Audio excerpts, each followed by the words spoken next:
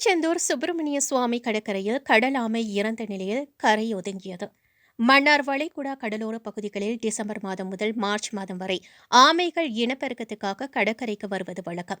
இந்நிலையில் தூத்துக்குடி மாவட்டம் திருச்செந்தூர் சுப்பிரமணிய சுவாமி கோவில் கடற்கரை பகுதியில் 3 அடி நீளம் 3 அடி அகலம் கொண்ட சுமார் 50 கிலோ எடை கொண்ட கடல் ஆமை இறந்து அழுகிய நிலையில் முகம் சிதலமடைந்து கரையொதுங்கியது.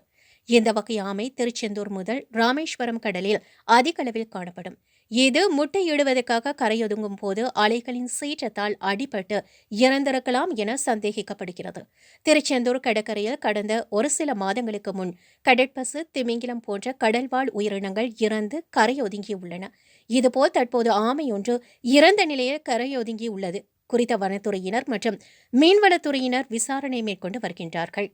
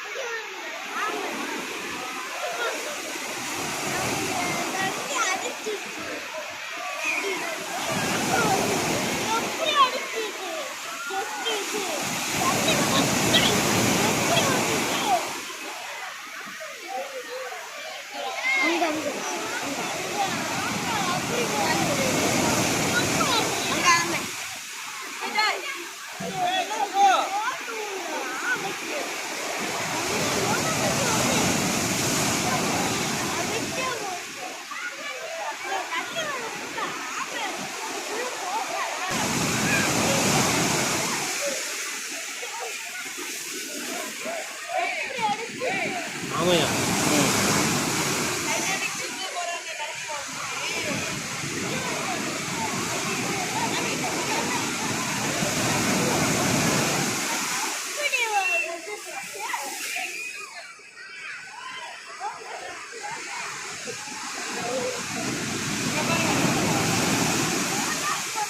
கேட்டுக்கொள்கிறோம். 7 வயது மதிக்கத்தக்க சிறுவன் சிவப்பு நிற பனியன், சிவப்பு நிற டவுசர்,